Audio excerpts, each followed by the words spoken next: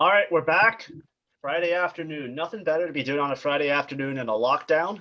We're in Ontario right now. Most of our listeners are in Ontario too. 97% of them actually. So there's a fun fact to Wow. start the Where show. are the other 3%? Someone's been reading into the statistics lately. Singapore. So I don't know how that happened, but yeah, I feel like that's I'll just like We're international boys. That's good. yeah, we're an international show. I love it. So thank you for listening. I know we've been away a while, but we're back. We're gonna have a fun show today. We're gonna try and make each other laugh. We're expecting some more restrictions to be announced today, so we just kind of want to shove that under the rug. We're going to talk sports. We got some fun things to talk about. We're going to touch on the Leafs. We're going to touch on the Canucks. Crosby scored a pretty sick goal last night, so we're going to talk about that. The Habs are making some moves. Brandon's going to bring some NBA stories, and we'll talk a little bit about the NBA playoff picture.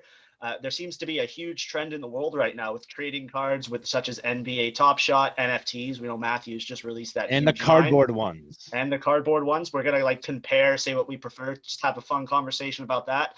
And then to finish, I got a fun new game we're going to play. It's just called Yes, No, and Why. So you guys want to get started?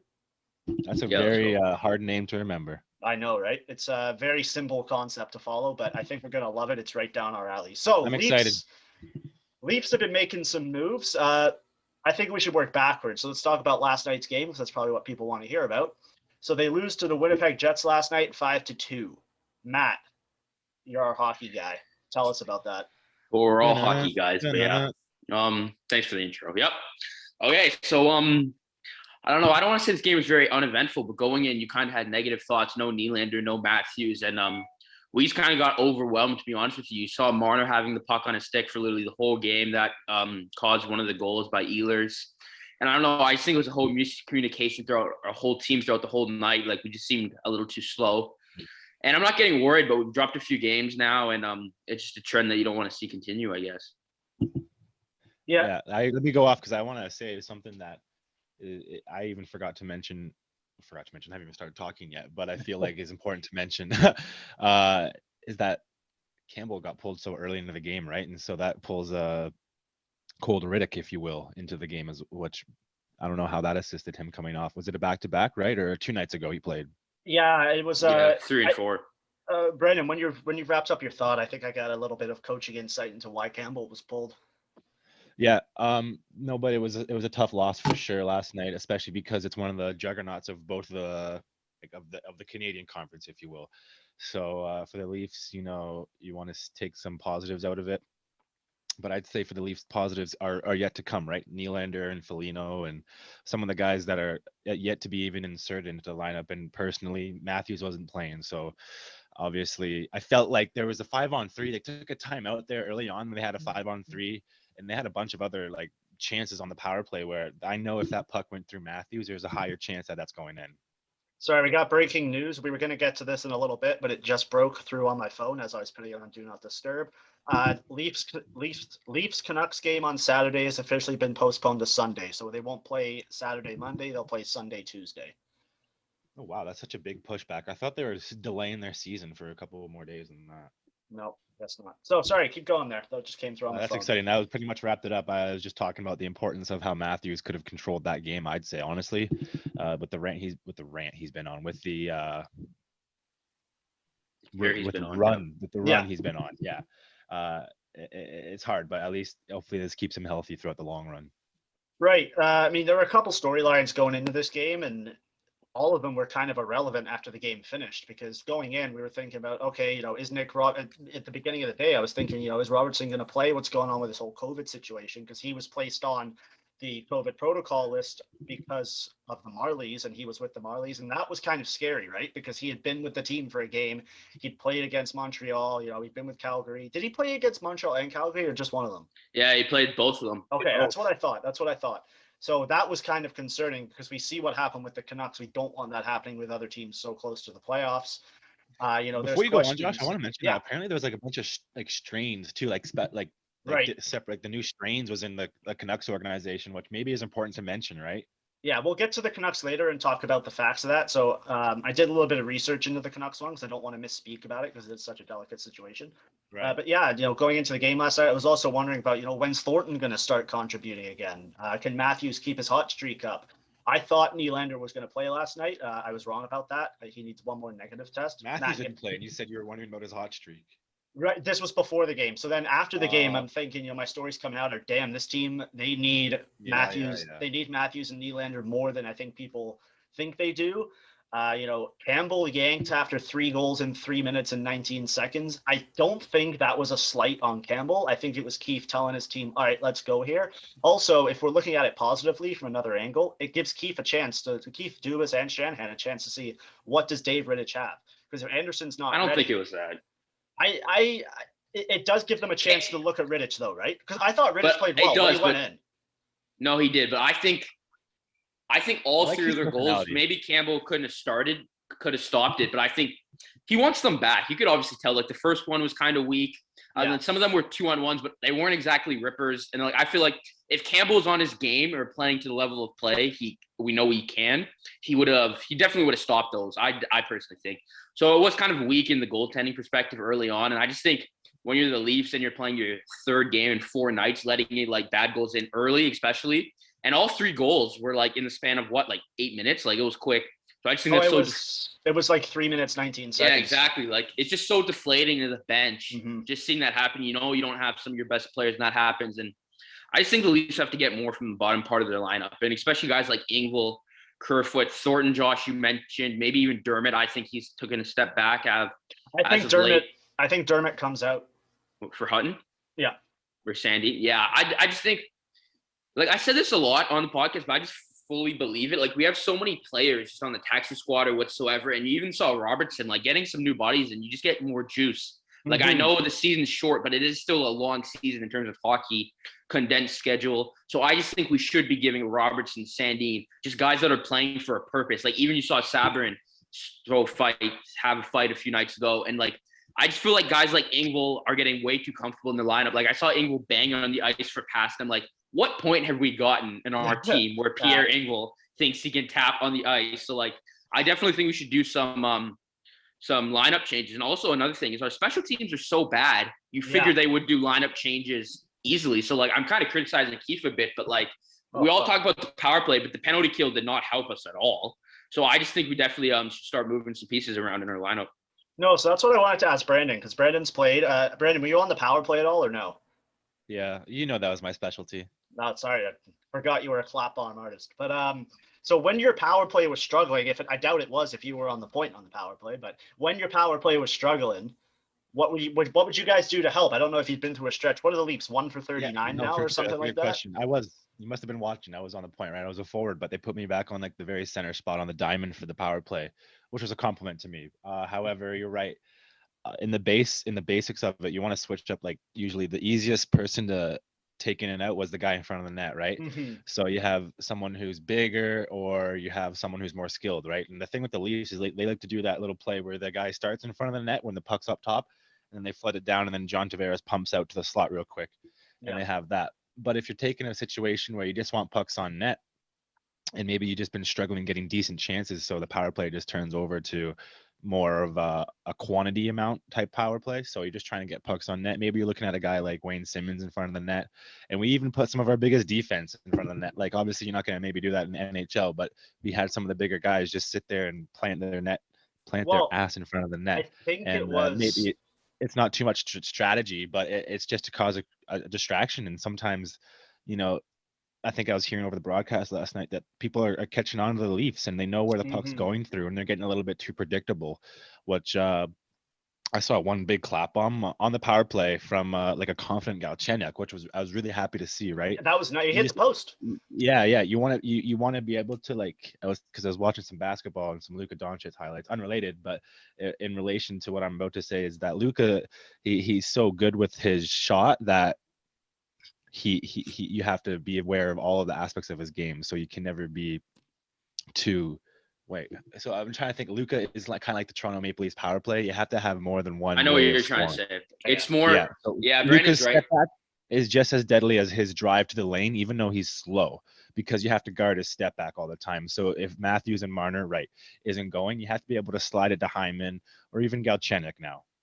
Yeah, I agree with Brandon. I just think like basketball, especially, the whole point is just trying to create mismatches. And when you're on a power play, it's a 5-on-4, you have an extra guy. So the Leafs always try to do, and Marner drives me crazy, is there every power play we just look for a tap in, especially without Matthews with the shot.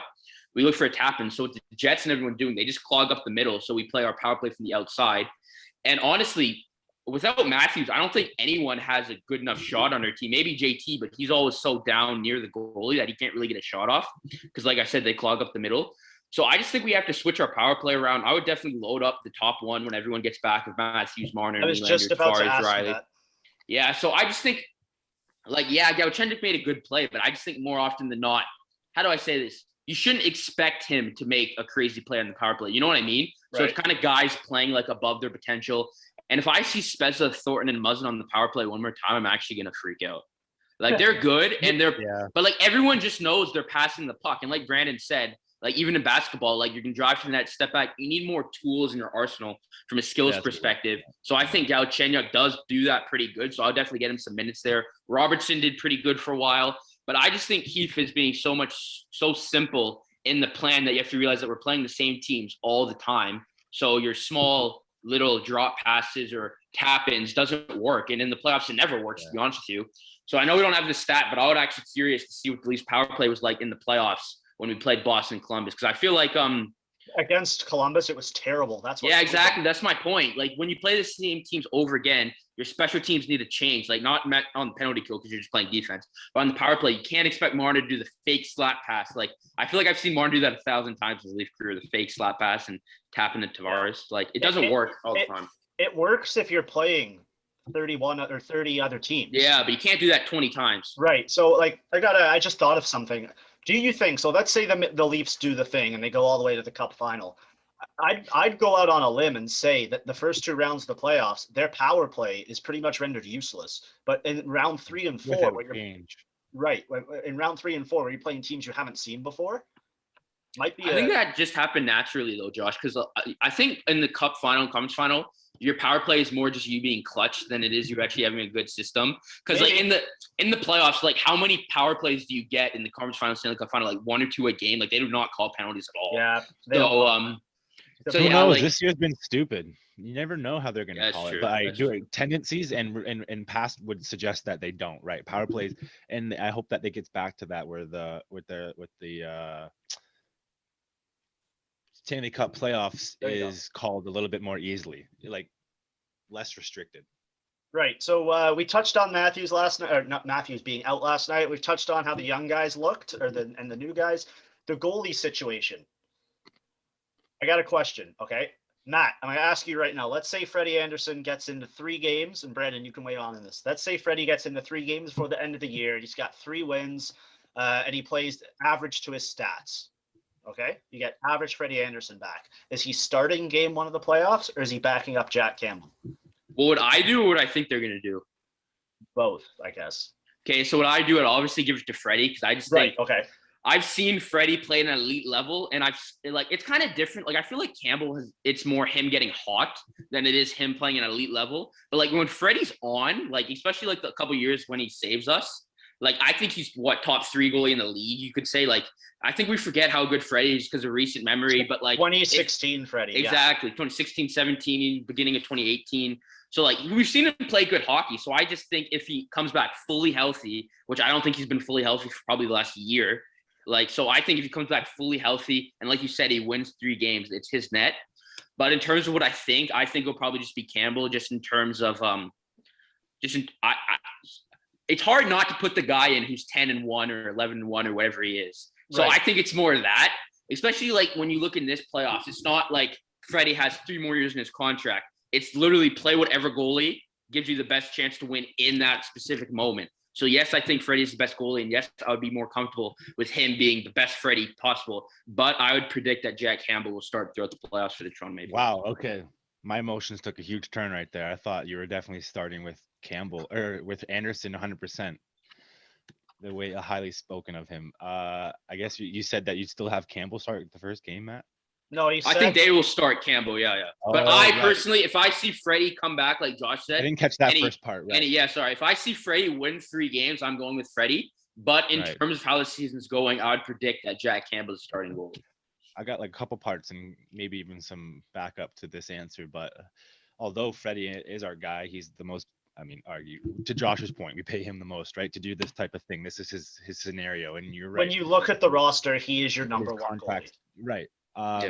However, I like your point how you argued that, especially with recency bias, with Campbell getting pulled early now after coming off of 11-game historic win streak, that he is a streaky goalie, right? And potentially streaky goalies aren't consistent, and especially in the playoffs, that's what you'd like is consistency. However, if I was to draw your memory back to the Pittsburgh Penguins Stanley Cup run a couple years back, where Marc-Andre Fleury went down early. Which one? And well, that's the problem. They won both of them, right? Mm-hmm. And Matt Murray had to come in unannounced, and you could say he got streaky, and you could say he kind of died off now where he is today.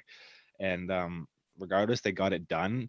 And I relate that to the fact that I think the Leafs just I can't speak for myself or for them rather, but I have a feeling, you can tell by the way they celebrate with the guy, they like playing the game of hockey in front of Jack Campbell a lot more than they ever did playing in the last year in front of Freddie Anderson. And that hockey is enjoyable. That hockey is less stressful for them. They know they have a guy back there that's gonna not give a crap if a guy comes into the net. He's gonna hold his ground. I guess that's Riddick who's throwing the jabs, but hopefully Campbell can do some of that stuff. But he's too nice. The team really likes Campbell. I'm not that they hate Anderson or anything like that. I just think that there's always a situation, and this is very situational for the Leafs because you have a place where, you probably have a little bit of room for error in the first round to figure that out, right? If Anderson comes down and he's back within the last 3 to 4 games, I think I heard maybe he wouldn't be back for the end of the regular season. But I wish that personally that Campbell, they give him the start, and if it goes poorly, then obviously they have the chance to rebound with themselves. And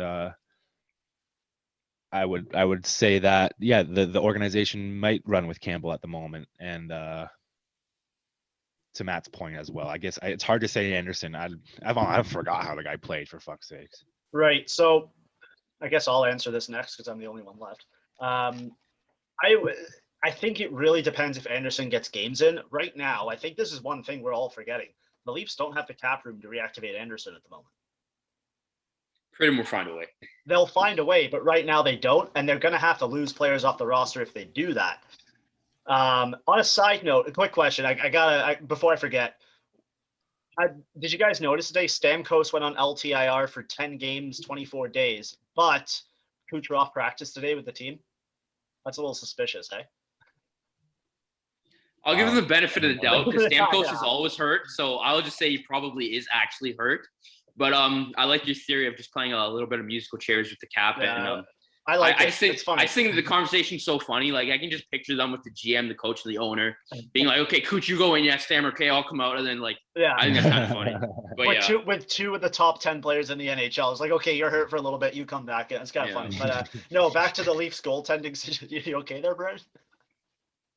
It sounded like you were choking. That's funny. That was actually one of the. That was a funny. That was funny to imagine. But back to the Leafs goalie situation. Game 1 of the playoffs right now, as it stands, that's Campbell's net. But on the other hand, playoff experience. I don't think Jack Campbell has played a playoff game. I don't think that's gonna matter. I think it does. It's a different type of game. Right now, I don't know, right? You've been playing the same guys. Yeah, Josh, we're playing the same team. It's Montreal. You've essentially played 2 playoff series already against the guys. Right. Exactly. But you get into round 3, you're not but it's different hockey. Oh, that changes though. It depends what happens in round 2. But then what are you gonna do? You ride Campbell through the first 2 rounds, and then you're gonna go, okay, Anderson, your turn. It's like that. Wait, is Campbell playing good or bad? I feel like that's a pretty important distinction. Well, you've made it to round 3, so he's playing pretty good. It's scenario based. So then he's in the net. I just think I kind of live and die by the sword, Like maybe that's just the guy you have to lose by. I still think it's Anderson's net to lose, and I don't think you can lose your job to injury. But when you're hurt for 3 or 4 months, I don't think any of us ever said that. But at the end of the day, it's going to be there's no correct answer in what they do. It's totally all situation based. How many games is Anderson going to get in? Is Campbell going to be able to get out of this little 2-game slump he's on, I guess? Is Dave Rittich going to turn into the next Patrick Roy? Who knows? It's going to be fun to see. Maybe Michael Hutchinson descends from the rafters in an Undertaker mask and just takes the net. We don't know yet, but it's going to be fun. Matt, quickly, I'm going to give you 2 minutes, or we'll get 2 minutes total. New additions for the Leafs. What do you think? Like the players we brought in from the deadline. Is that what you're talking about? Yeah, we haven't touched on that. Oh yeah, we haven't, I guess. Yeah. So Nick Foligno, big left winger, Columbus. We've definitely played him. Leaf fans should be familiar from last year. I personally think he should slide in with Tavares. I think they just kind of play similar. Like they like to play gritty. They kind of have good hands. I don't think Foligno could skate with Matthews and Marner. So I think that's personally why he probably won't play there. But yeah, I think Nick Foligno, top 6, top 9 role here, kill penalties, leadership, play physical or hit. Dave Riddick, we've already seen him. We traded him for like a third. So it's he's insurance, so he'll come in, he'll come out. Ben Hutton, me and Josh have been talking about. Yeah, I'm not a big fan of Dermott, so I personally think Ben Hutton or Sandin, given the chance, might beat him out. So Sandin and Liljegren were called up today. Yeah, but Liljegren's a right-handed defenseman, so I don't think he'll take Dermott's spot on the left side. It's like that wouldn't be fair to do to a rookie in Liljegren. So I personally think it would be Sandin or who else did I say? Oh, Ben Hutton. Probably Sandin, because I think that would benefit our franchise more in the long run. So I think I could see Keefe and Dubas giving him a little more rope to do stuff than Dermott does. So yeah, I definitely think a depth defenseman will get in here sometime. Maybe someone gets hurt or Muzzin or Bogosian or someone plays physical, takes like a load management day or whatever. But we'll definitely see some of the defensemen. And yeah, that's kind of it. But yeah, it is kind of curious to see how they play in the future and in the playoffs. Yeah, let's move on. So the Leafs' next game was supposed to be against the Canucks. It still will be against the Canucks. It just won't be on Saturday night, so I don't know what you guys are going to watch tomorrow. But now they're going to play Sunday and Tuesday. The Canucks situation, pretty much the whole organization was affected by the COVID-19 or a variant of it.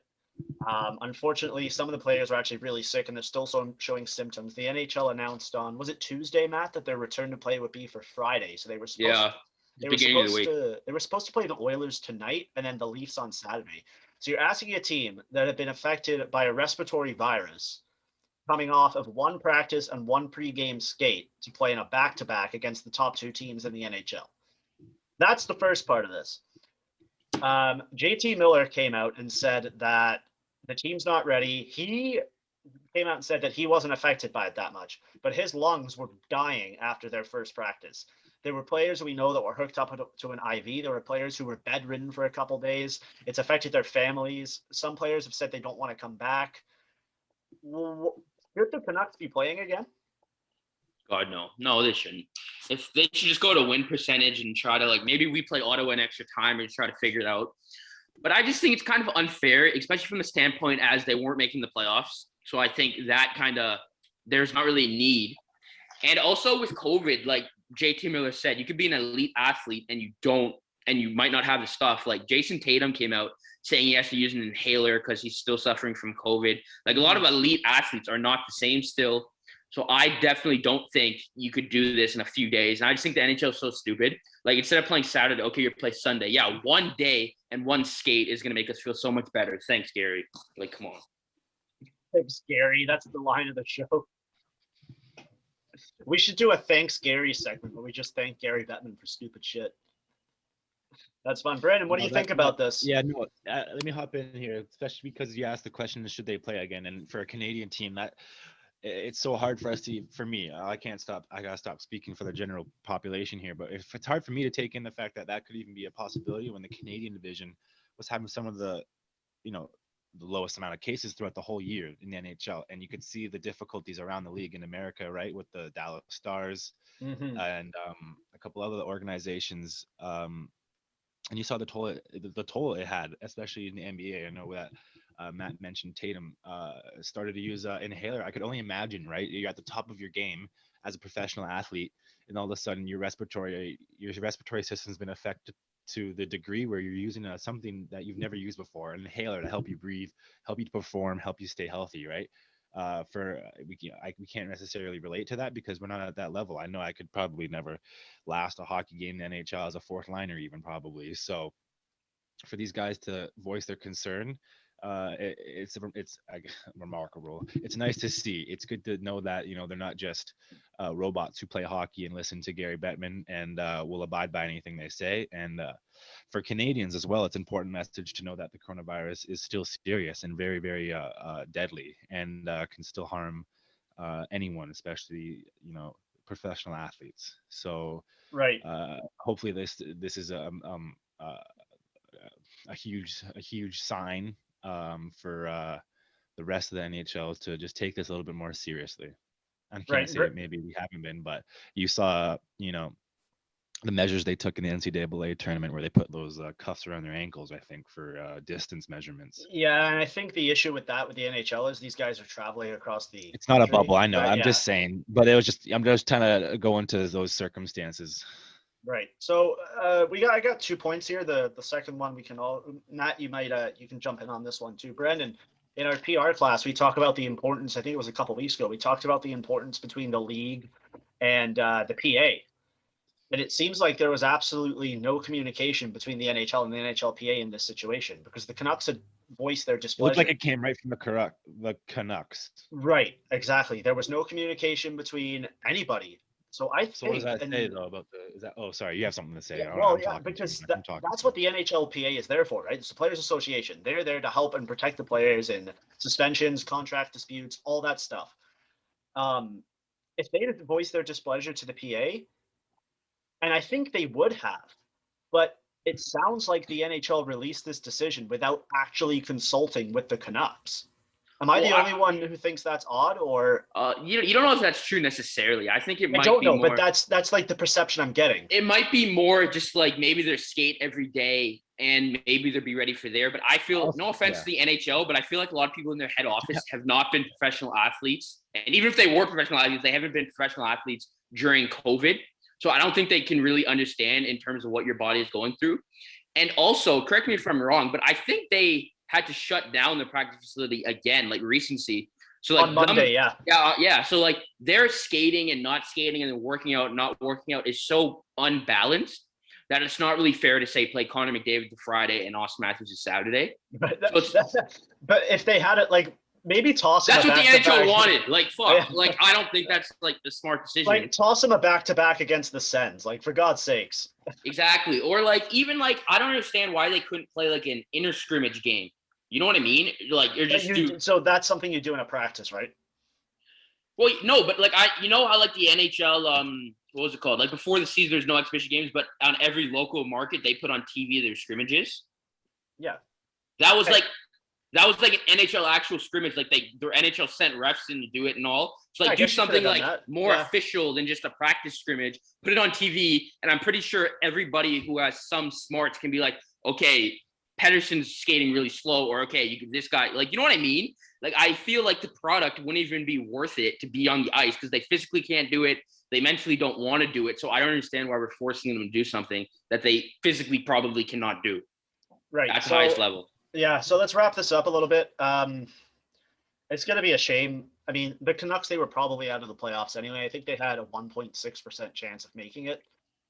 So luckily it doesn't, like at the end of the day, it doesn't really matter. But, I just hope the players stay safe. I hope their families are safe. And hopefully they feel good for next year, man. Like we don't know the long-term effects that these players are going to be feeling. So good luck to them, I suppose. And I guess we'll see them in action on Sunday and Tuesday against the top team in the North Division, because that's what the NHL wants. So Sidney Crosby scored a pretty cool goal. Did he break his stick? Or I think he gave his stick to someone else, skated by the bench. The equipment trainer tossed him a stick, grabbed it, entered the zone, picked up a rebound, and went 5-hole. The only other time we've seen something like this is when Mitch Marner broke his stick, picked up a puck from Bobby Hastings, got the puck, passed it over for a shot, and scored.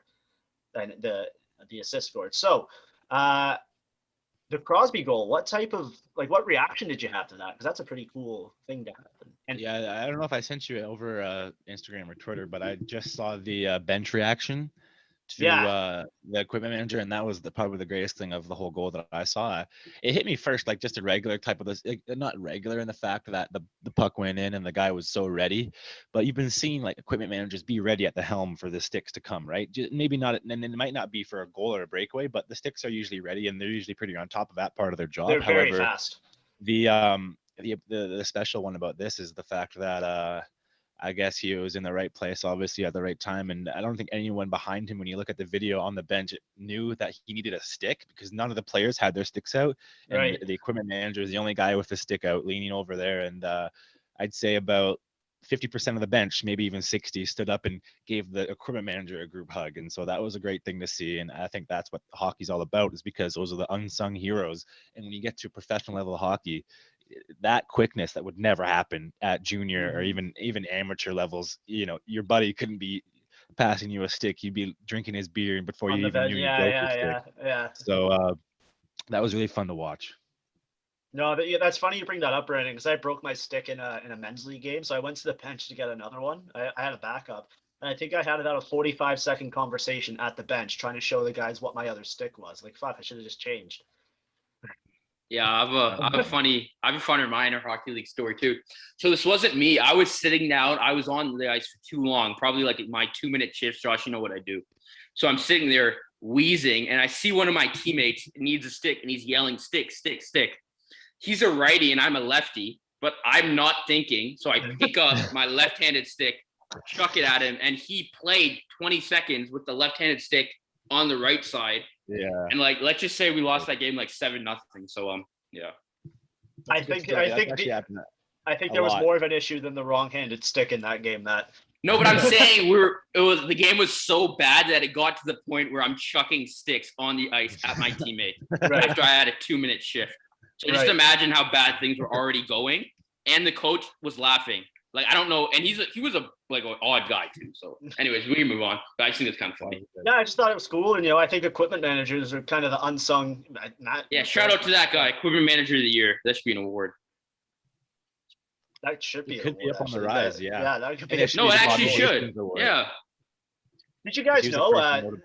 When we had one of the NHL players in the rink, he was telling us. I was asking him about because it was recent after the Bobby Hastings assist to Marner. So I was asking him, how do you guys reward the equipment managers? He goes, at the end of the year, we each put in $10,000 and just give them a check. I'm like, Jesus, it's $230,000.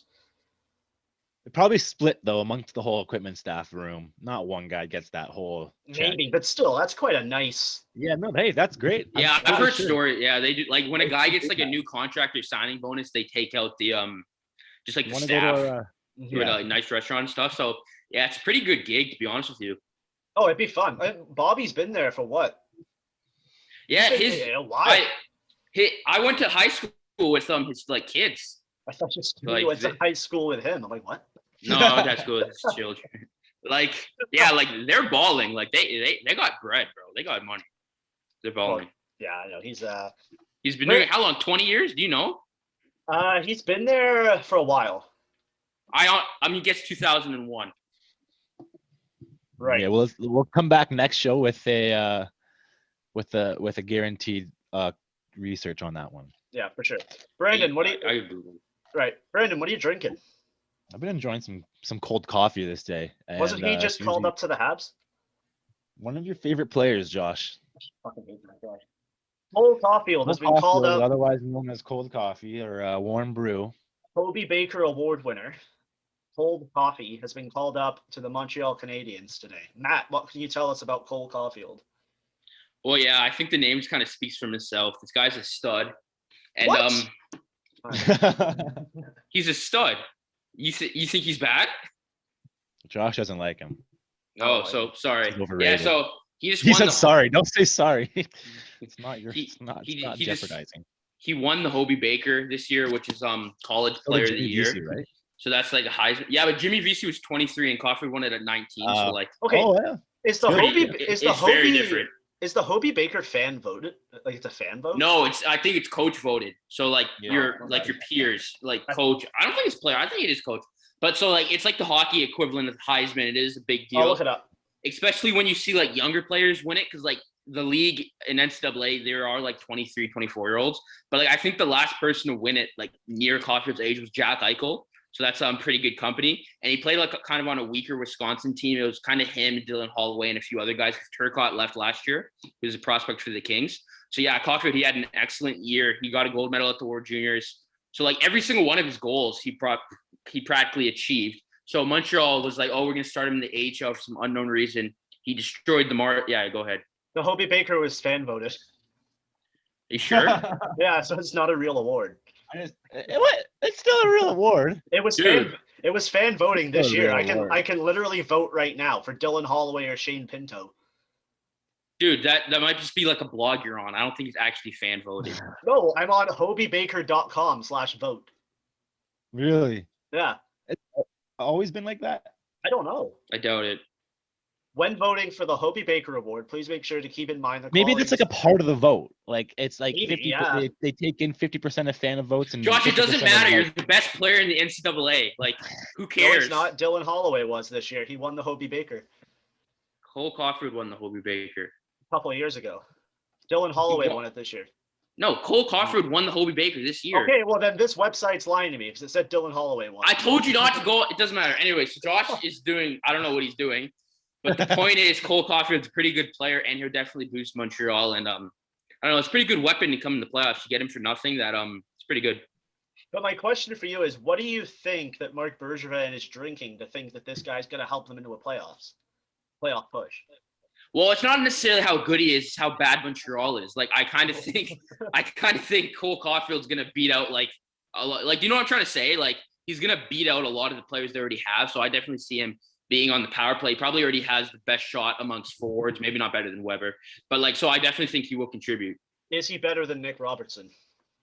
Yes. Oh, Josh, that's not a hot take. Like, I feel like the majority of people think he's better than Nick Robertson. I think you're outvoted too. We will find out, I guess. Hopefully he gets in the NHL game sometime and we can see Cole Caulfield. Josh, how many Cole Caulfield games have you watched? I saw him in Laval. You did not see him in Laval. I watched the AHL games, dude. I'm at home with nothing to do. You watched him play against the Marlies? Yeah. Yeah, he and what did he get? Against the Marlies.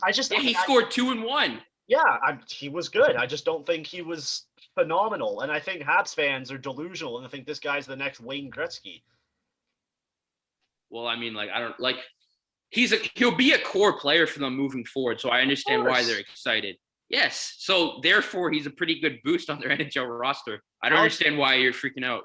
Alex Galchenyuk was a core player at one point. Now look how many teams he's played on. Okay, moving on. Who told you that? Galchenyuk was a core player at one point. No, he wasn't. Dude, he scored 30 goals one season. David Clarkson scored 30 goals before he came to the Leafs, Josh. And he was a core player with the Leafs. He was supposed to be. Look how that turned out. So David Clarkson. Okay, well, just because your team's bad and your best player can't be a core player, like, is Jeff Skinner a core player on Buffalo? He should be for $9 million. Okay, no, the question is, Jeff Skinner's the only guy who I know is on that roster. Yeah, that's it. Yeah, I guess. So don't use Buffalo. When we're coming for examples, I think we should make a new podcast rule. We can't use Buffalo. Yeah. So if you're the best player on a team that's absolutely terrible, you're a core player. That's what we've established on this podcast. You must. I think that makes sense. Anyway, moving on. NBA. Brandon, you got some news for us? I'd love to. We haven't mentioned the NBA. We haven't really mentioned much other sports lately, but we can go back to what? Oh, there goes my dog. We had talked about our first NBA news this week would be that Jason Tatum released that he started to use an inhaler before games due to his COVID-19 experience. More recent, today, Dwayne Wade actually joined the ownership group of the Utah Jazz, which might have been a surprise to some fans, just considering he'd played most of his career in Miami and nowhere near Utah, especially when he went to Chicago or Cleveland. So I'm not too sure if Matt has any more information. Matt, do you know much about that? Yeah, so A-Rod bought some of the Timberwolves as well. So what's happening in this market is a lot of people. That's a very good point. Yeah, so a lot of people are kind of. Sorry, guys, we need to talk about A-Rod a little more in depth in a little bit. Yeah. Oh yeah, okay, we're talking about A-Rod, but like first about the owners and stuff. Yeah, I don't know if it's COVID related, but a lot of people are selling their stakes, and like I saw people on Twitter making fun of A-Rod. Got a lot richer recently too. Yeah. I saw people making fun of A-Rod and D. Wade for buying the team because I think they actually own a 1% stake, which is kind of funny because, like, I don't know what decisions you make if you have a 1% ownership stake. None. I know. So wouldn't that be a status thing? Like, like Jay-Z. Yeah, I think it's so when Jay-Z owned the Nets, he was like, a part owner of the Nets. Like, so maybe like I don't think Drake owns the Raptors, but maybe it's more of like a partnership. 1%. Yeah, stuff like that. He has no ownership. Title. No, but I'm sorry. I meant like, you know how we do OVO night and like they pay Drake to collab brands and stuff? Right. Maybe it's like that, but like a little unofficial. So you come to our games, do this, do that. Because it was funny. It was A-Rod buys Timberwolves and you read the article. It's like, yeah, he bought it along with his billionaire friend. And I'm like, hey, the billionaire bought the team and gave A-Rod like 1%. But like, anyways, yeah, I think it's pretty cool just seeing athletes do this. Like, I think I'm sure A-Rod put some money into it. He probably put some money in. But like, to buy an NBA team, I think Steve Ballmer bought the Clippers for $6 billion. So like, no offense to NBA players, but none of them really have $6 billion yet. I mean, who knows? Maybe LeBron. It could pop off. But anyways, the point more is I think it's very cool for athletes to get involved. You saw John Tavares and Sam Gagner buy the Toronto Marlies, the GTHL team, the Marlboro. Sorry. Yeah. So I think it's a very good investment, and you'll be around sports, young athletes your whole life, and it's definitely a cool thing to kind of pass down your family that you own a stake. I've got a question for you. You mentioned about you mentioned about the Marlboros. I don't know if this story is true. I read it on Reddit, so I have to take it with a grain of salt. Did Zach Hyman's parents buy a rep team because he couldn't crack a AAA? Zach Hyman's story growing up is so funny because like he's admitted this, and I read a lot of articles about Hyman. So yeah, his dad did have a lot of money. Yeah, sorry to sway away from basketball. No, it's fine, it's fine. He bought the AAA team and the junior A team he was on. Yeah. But Zach Hyman eventually, like, you know, like people, your parents can open doors, but like you have to take like the opportunity. You gotta take your own opportunity. Yeah. Zach Hyman definitely did that. So he was not a very good AAA player, but he was an overager in junior A. So I think he did get like 120 points. He got a scholarship in Michigan, played 4 years in Michigan, and he didn't really pop off till he was on a line with Dylan Larkin. So obviously, like, yeah, that's a pretty good guy. Then we traded Greg McKegg for him. So in Hyman's youth career, his parents did open a lot of doors. So I think he kind of got the work ethic for people saying, oh, you're a rich kid, that. So like he did work really hard and the skill kind of came later. But I just do think it is a good story. Maybe your parents can't buy a team, but if you do work hard, I think the skill will come. Like you look at Hyman this year from his first year, like I think I haven't seen a jump in skill level from a player that much. Like his first year, he was like a Mikheyev. Maybe scored a little bit more, but I think Hyman's kind of development throughout his whole career is pretty exceptional. But yes, to answer your question, his parents did buy him to the NCAA, I could argue. All right. So, yeah. Sorry about that, Brandon. Yeah, sorry. It popped in my head. It's funny. Matt, it's fine. It's funny because I know Matt would have had a detailed explanation of this story, but it's kind of I've been watching it over and over again because I've grown some attachment to Anthony Edwards recently. He's catched my eye, and I'm really excited to start watching him. I wouldn't say not only because he's one of the top rookies left now, because you see Melo's out for a little bit, and unfortunately James Wiseman will be out for the rest of the season. However, you mentioned the Timberwolves just previously being bought with a new ownership group, including A-Rod, and one of the first things that their number one overall recent pick, Anthony Edwards, had to say about that was like, who is he? A-Rod's had a week, eh?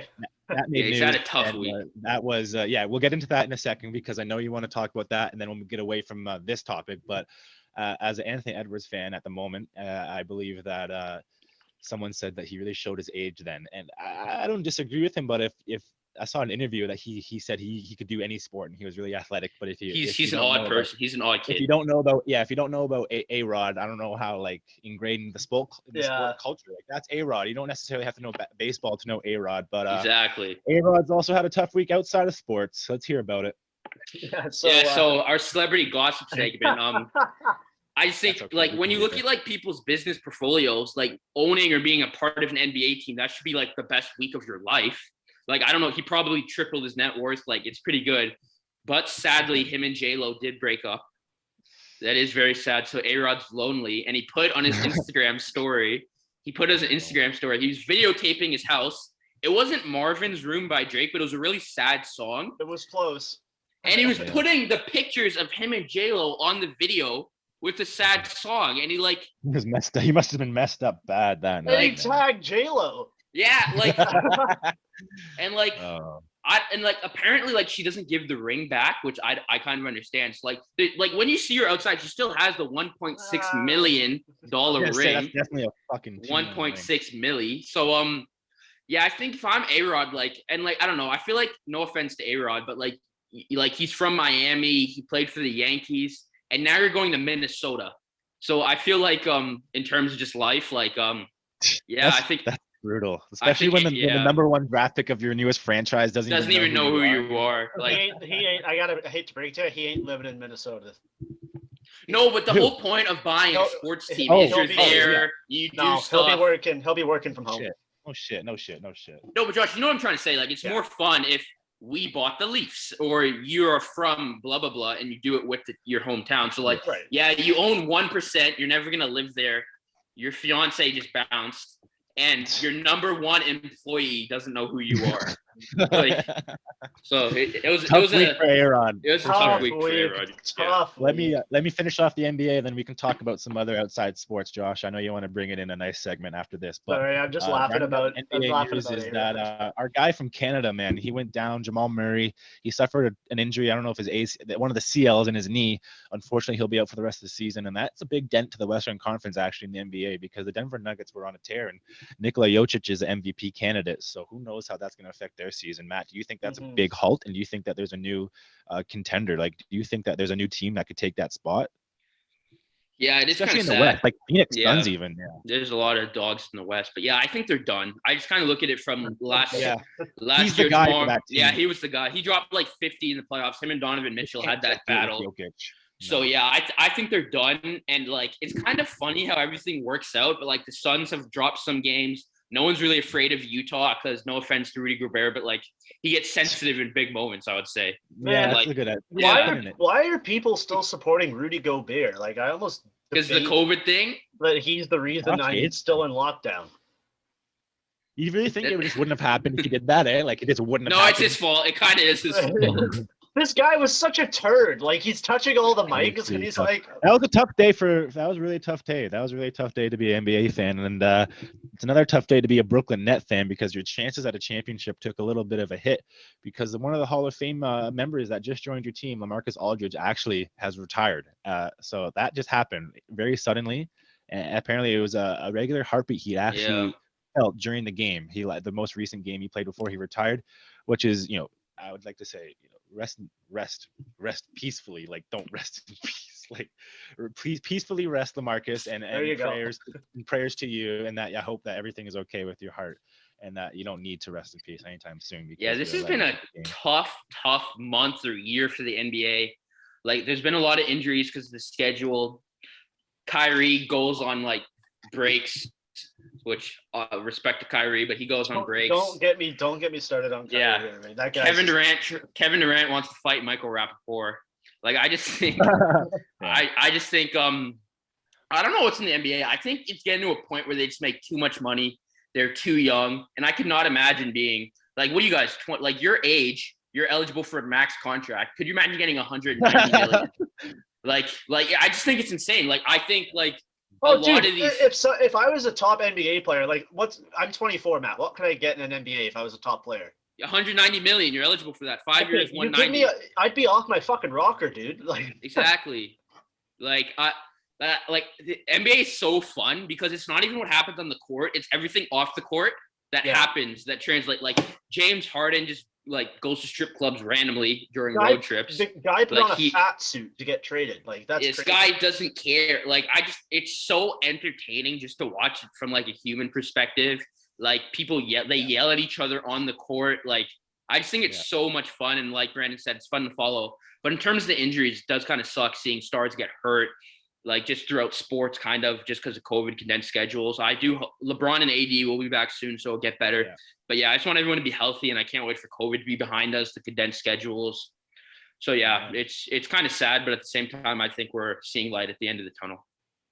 NBA, Brandon's big NBA fan. He's a big trading card fan. You want to tell us about your big card pull, and we'll talk about some NFTs. I won't share it just this publicly just yet. But I mean, people can find it on the internet for sure, and I know that that's enough for them to go and witness. And so if they'd like to see some cards being opened, please tune into some YouTube videos. I like to open cards. I know Josh has been getting into it, regardless of our personal card collection interests.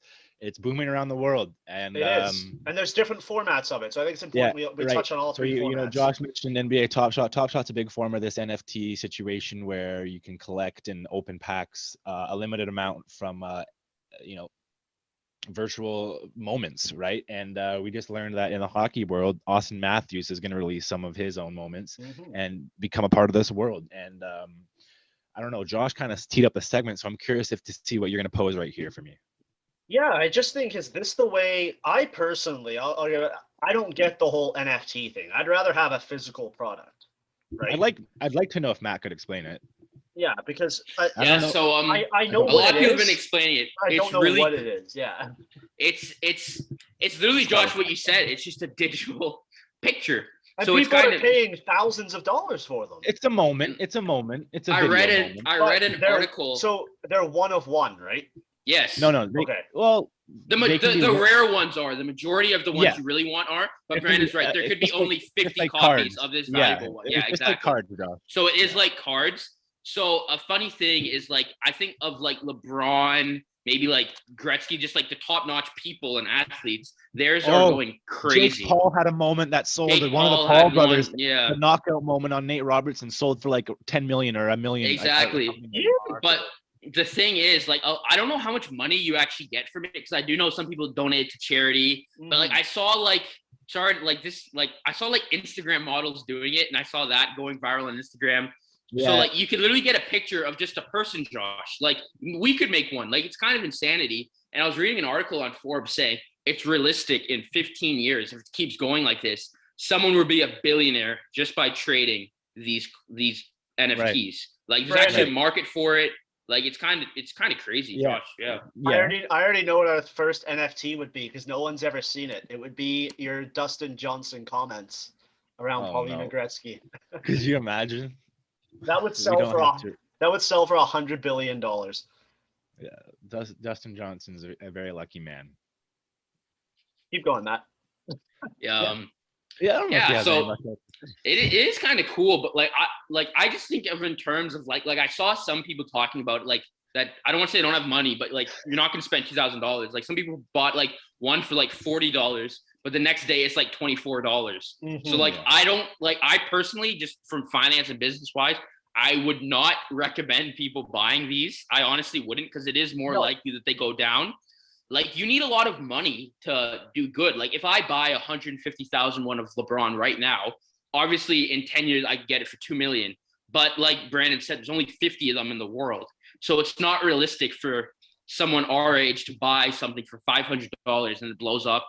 Like, it is kind of unrealistic, unless it is like kind of a Jake Paul moment, something so recent that you could clip it and make it like yours. Like, if we did do one for our podcast, it could go crazy depending how big we get in the future and all that type of stuff. But yeah, it is kind of cool seeing like someone buy this. Like, my only thing is I understand people buy it for money, but like, if you just buy something and you just keep it and it's something like this, like, I think you're kind of a weird bird, no? Yeah. No, yeah, I agree. Because, so it's a little abnormal. It's a little bit more of like, it feels like it's more of a blockchain movement situation. Exactly. Where these moving and trading, plays are in constant like switching, intersect with others. They're trading and they're getting moved around quickly onto the market. I mean, with the thing with cards is that at least you can look at it physically if you are a collector, and you can create a collection stand in a scenario for you to look at your collection of physical cards. Obviously, wouldn't you have to log on to your account just to watch all your cards, and you have to be specifically have internet to look at your cards? You know what I'm saying? Yeah. So I don't have to have internet to look at my pieces of cardboard. However, they're really pretty, and I can get. Can you screenshot them?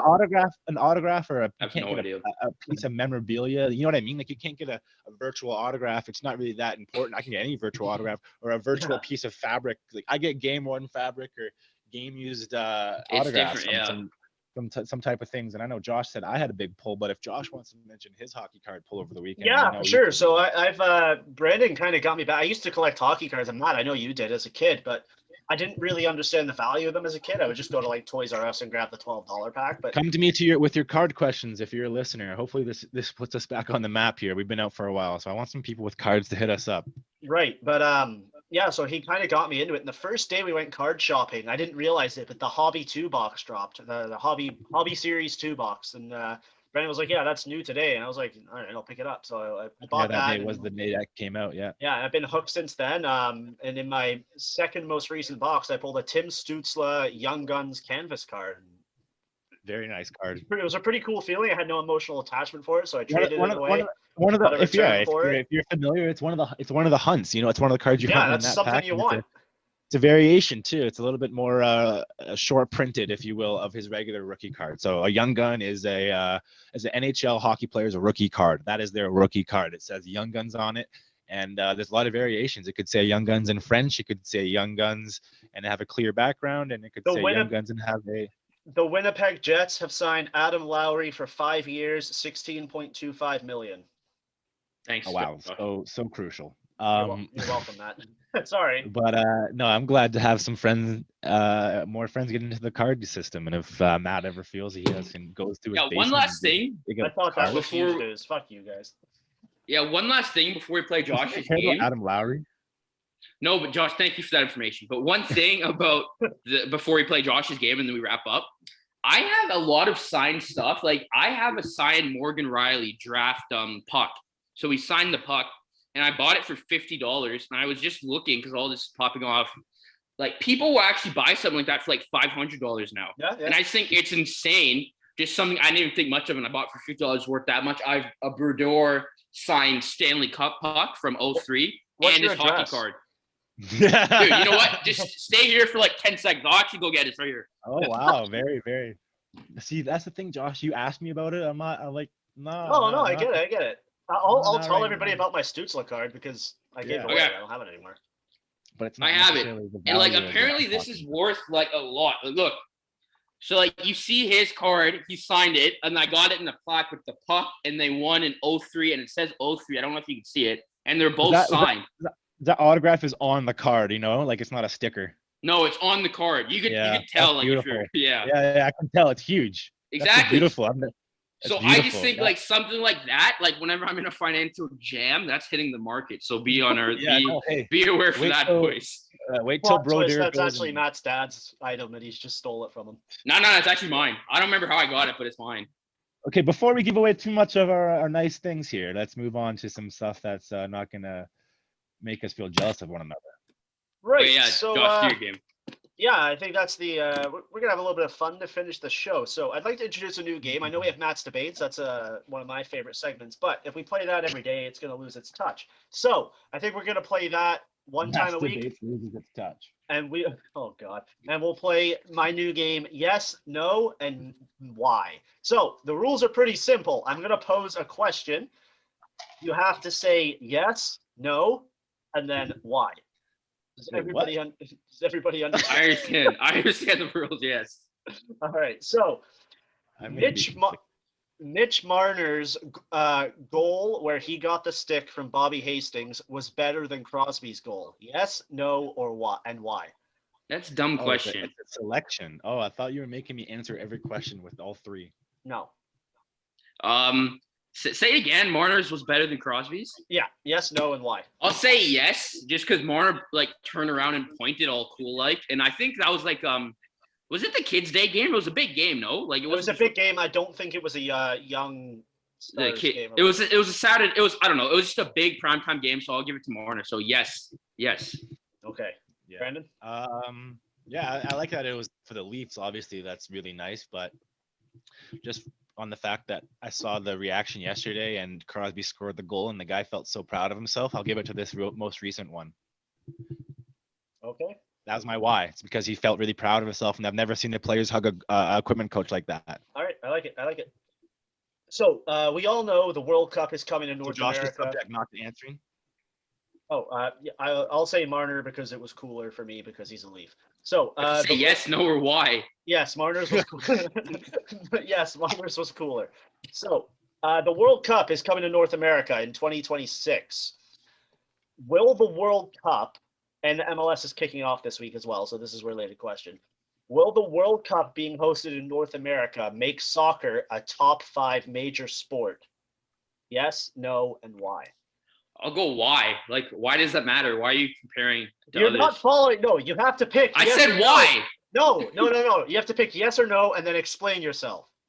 Oh, I thought I could ask, like, why are you asking the question? No. No, I like my rules better. Josh, why? That's dumb. No, I'm going with that's why. That's a great question. That's a great question. No, okay, let me explain. I'm saying why, in my opinion, just because I think something that only lasts 2 weeks won't change the whole dynamic of how sports are played in North America. That's why I'm saying because the Raptors championship run is still being felt throughout the country. That's different though, because we have a team every single year. Like it's not like they're coming over and they're dipping. Canada's going to play in the World Cup for the first time in 20 years. Okay, well, we're going to get slapped, Josh. I think it's kind of different. We will, but it'll grow. Okay. All right. The answer is yes The answer is yes. Sorry, Matt. Yeah, go. The answer is yes for me because it will.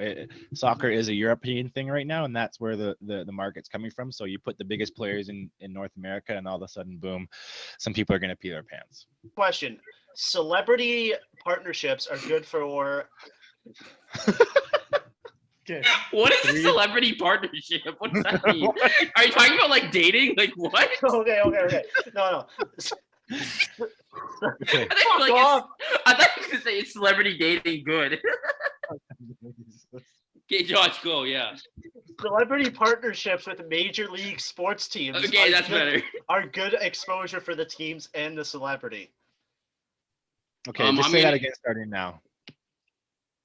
Celebrity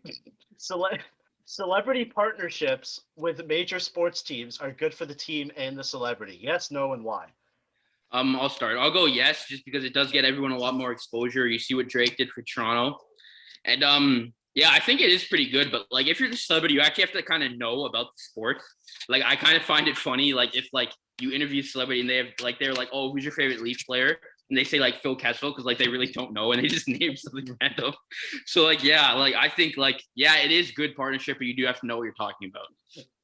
That's a good answer. I see the answer is very easily for us seen through Drake and his relationship with the Raptors. Even you can talk about Justin Bieber and how big of a partner where he is with the Leafs. Not that it's necessarily official on paper, but he makes it pretty known that he's a big Leafs fan. And Josh can relate to this. Even Edge is really cool for WWE fans to see involved with the Leafs because he's a superstar. He'll be a Hall of Fame wrestler, and he's from the area and he loves the Leafs. But regardless, outside of the Leafs, I think you can see with the earlier news, like A-Rod and other people taking a dive into owning sports teams might make it a little bit more relevant around the world. You know what I mean? Because everyone can relate to either a sport team or a superstar or a celebrity, and usually that can all be tied back to some kind of fandom.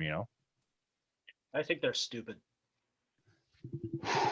Okay, last question. I don't care about partnerships with teams. Like I just want to watch my sport. Anyway, last question. I watched King Kong versus Godzilla in the last couple of days. So last question.